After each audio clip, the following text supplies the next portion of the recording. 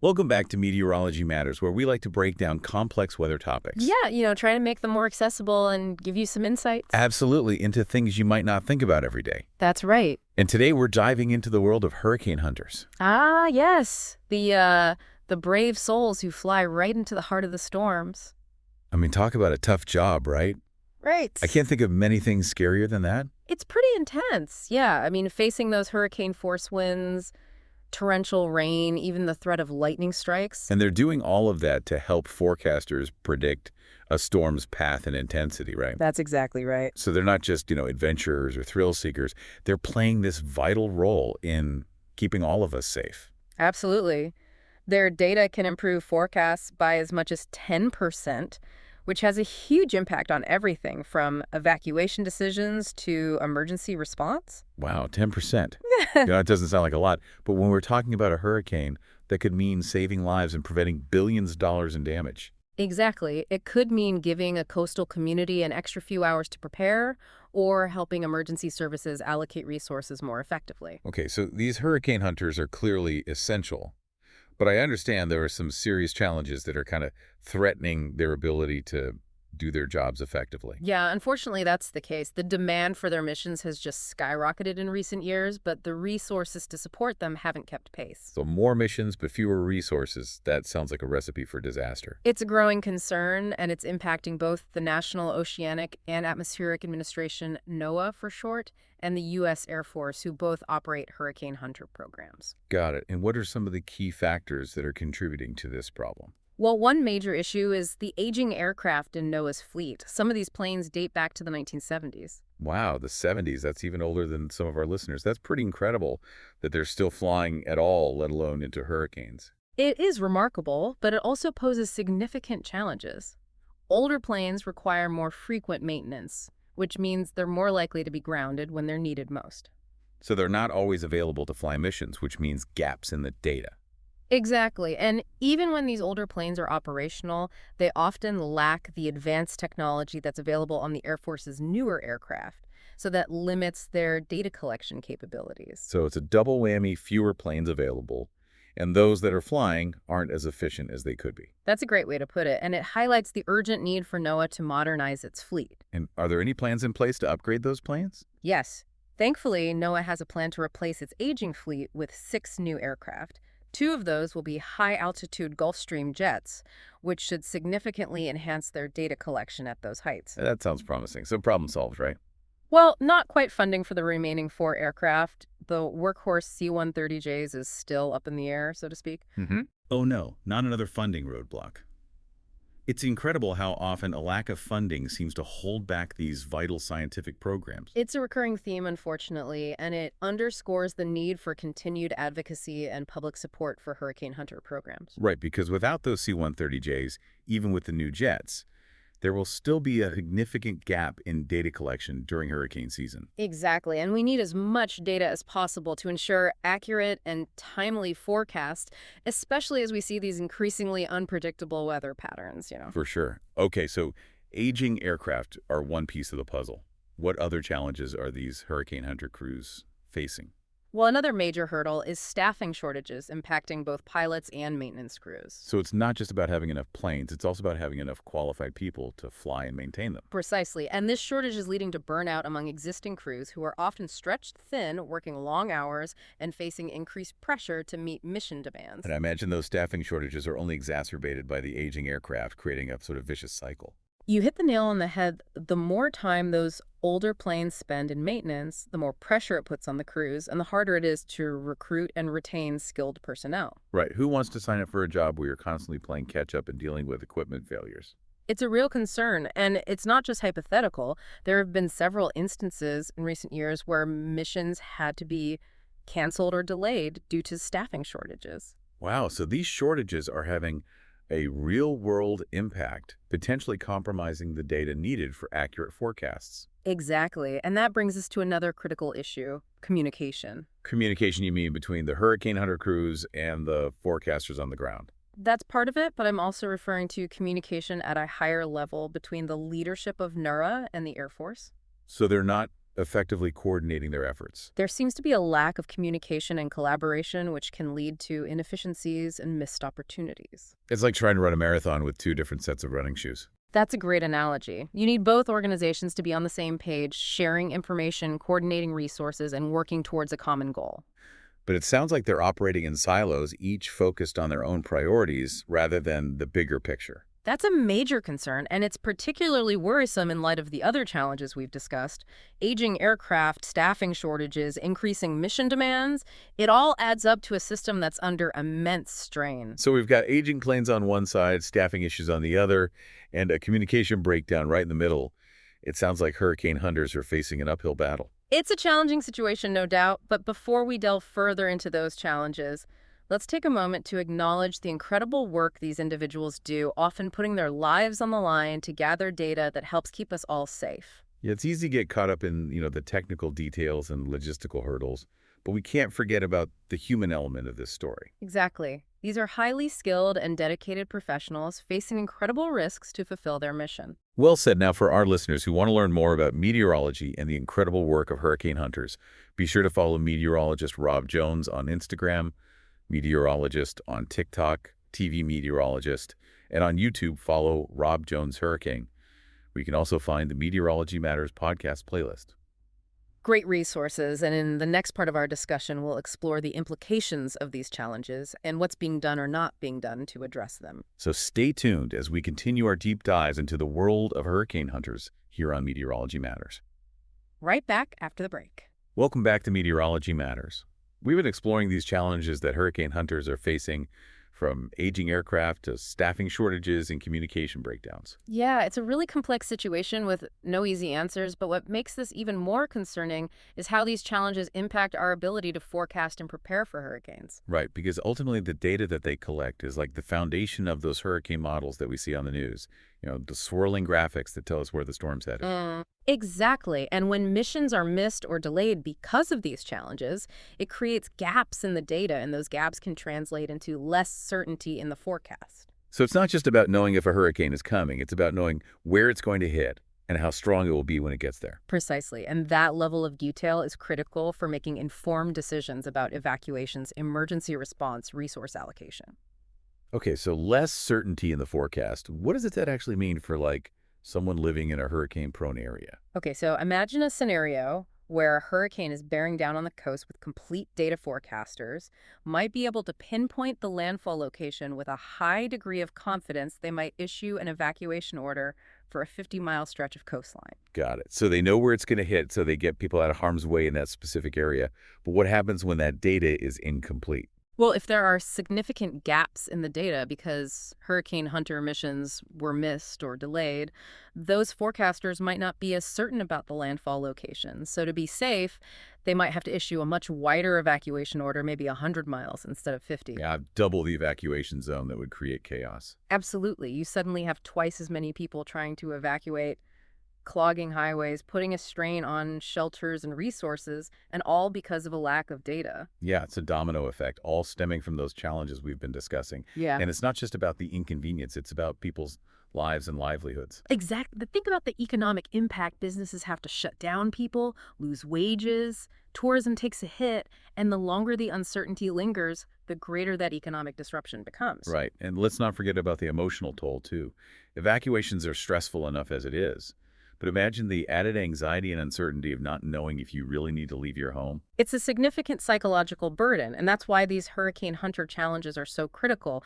Their work doesn't just impact weather forecasts. It directly affects the safety, well-being, and peace of mind of millions of people. So we've got these aging aircraft leading to missed missions, staffing shortages, causing burnout and communication breakdowns, hindering coordination. It's a lot to grapple with. But is anything being done to address these challenges?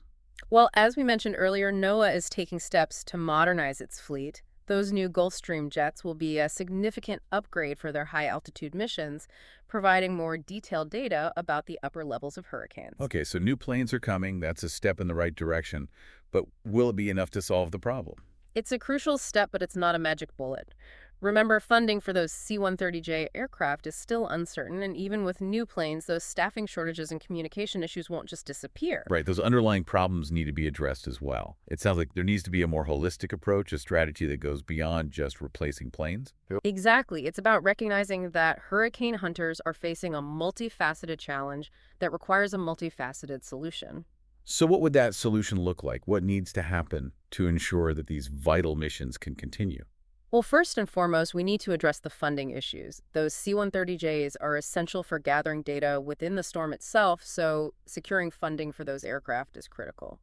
It's incredible how often a lack of funding seems to hamstring these vital scientific programs. Is it simply a matter of awareness? Do people just not understand how crucial this work is? That might be part of it, but I think it also reflects a broader issue of prioritizing short-term budget savings over long-term investments in science and safety. So it's not just about money, it's about priorities. And how do we shift those priorities? It requires a combination of public awareness, political will, and strong advocacy from within the scientific community. We need to make the case for hurricane hunters to explain why their work is so essential and why investing in their success is ultimately an investment in our own safety and resilience. Well said. And speaking of the incredible work they do, I want to kind of shift gears for a moment. We've talked a lot about the challenges, but I think it's important to highlight the human side of this story.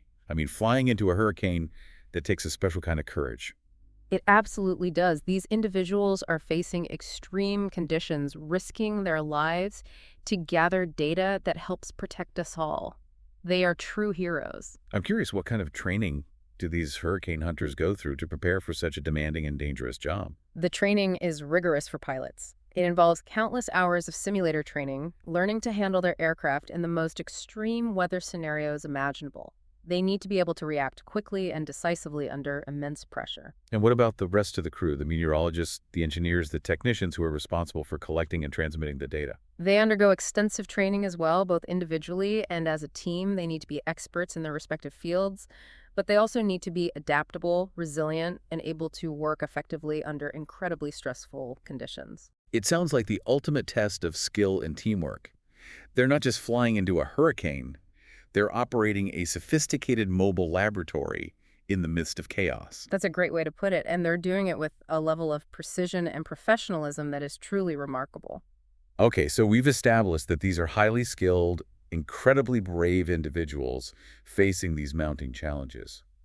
What are the long-term implications if those challenges aren't addressed? What happens if we fail to support our hurricane hunters?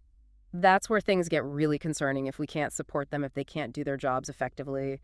It could have a cascading effect on our entire forecasting system and our ability to prepare for and respond to hurricanes.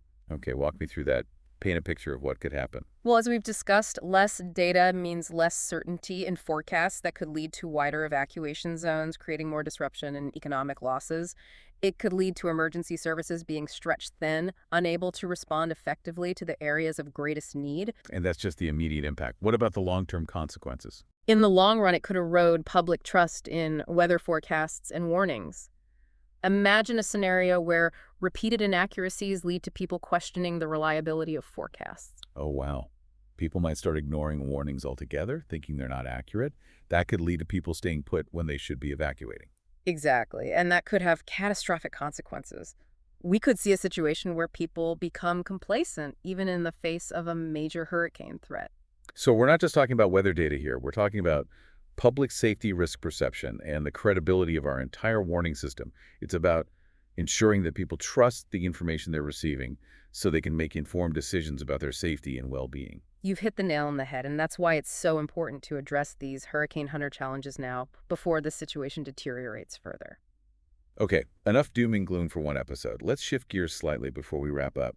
Are there any glimmers of hope on the horizon? Anything that gives you optimism about the future of hurricane hunters? Well, I am encouraged by the fact that NOAA and the Air Force are at least acknowledging these challenges and taking some steps to address them.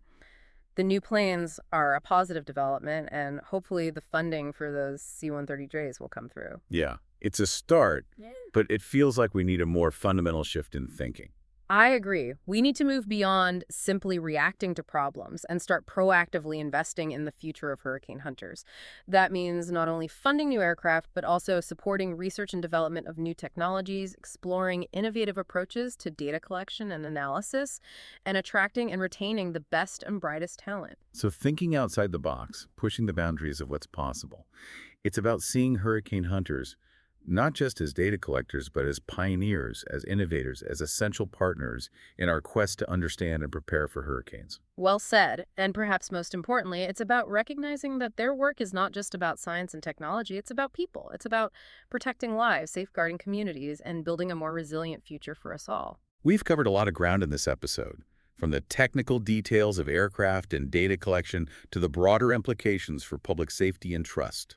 It's a complex issue, but one that deserves our attention and support. Now, for our listeners who want to delve deeper into this topic and explore ways to support hurricane hunters.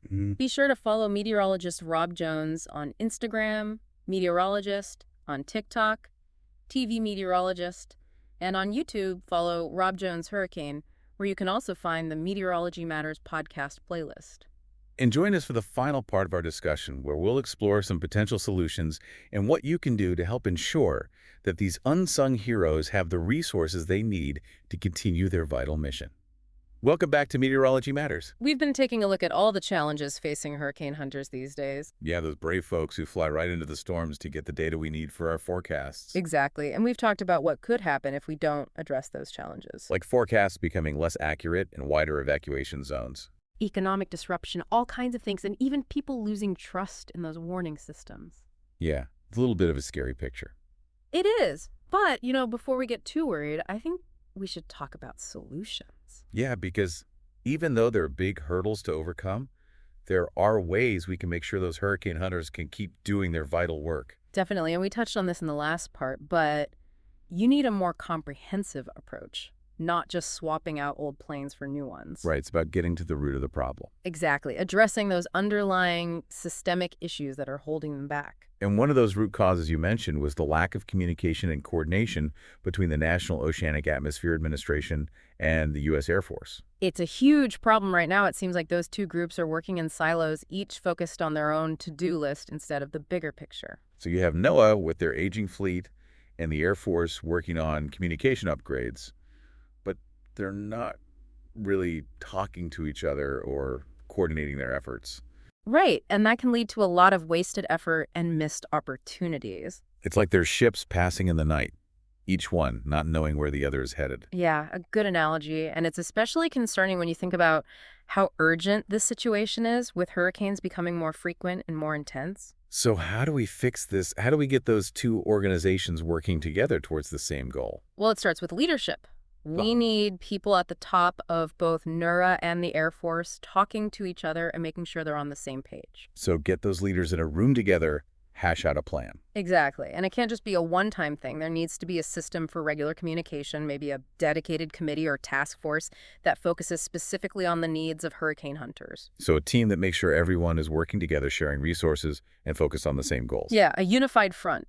Because ultimately, their success is our success. Okay, so step one is to break down those silos and get everyone talking. Right. And step two is we need to invest in the future of hurricane hunters. And that means more than just buying new planes, doesn't it? It does. We need to fund research and development, explore new technologies that could help us collect and analyze data even better. So thinking outside the box. Exactly. Imagine drones that can fly into the heart of a hurricane and send back real-time data. Or maybe new sensors that can measure wind speeds and barometric pressure with even greater accuracy. Yeah, there are so many exciting possibilities, and it's not just about the technology, it's about the people too. Right, making sure we can recruit and train the next generation of hurricane hunters. Yeah, give them the resources and support they need to succeed in this really tough job. Yeah, building a strong pipeline of talent dedicated to carrying on this mission. Because as climate change keeps affecting our weather, we're going to need accurate hurricane forecasts more than ever. So it's not just an investment in science and technology, it's an investment in our future, our ability to handle whatever storms come our way. I couldn't have said it better myself. It's an investment that will benefit us for years to come. Well, we've covered a lot of ground in this episode of Meteorology Matters, from the challenges to the solutions, from the technical details to the human side of things. It's a complex topic, but a vital one. If you're interested in learning more, I encourage you to follow meteorologist Rob Jones on Instagram, meteorologist, on TikTok, TV meteorologist, and on YouTube, follow Rob Jones Hurricane. You can also find the Meteorology Matters podcast playlist there. Great resources, and remember, this issue affects all of us, not just scientists and policymakers. So stay informed, stay engaged, and make your voice heard about supporting hurricane hunters. Because their success means our safety. Thanks for listening, everybody. We'll see you next time.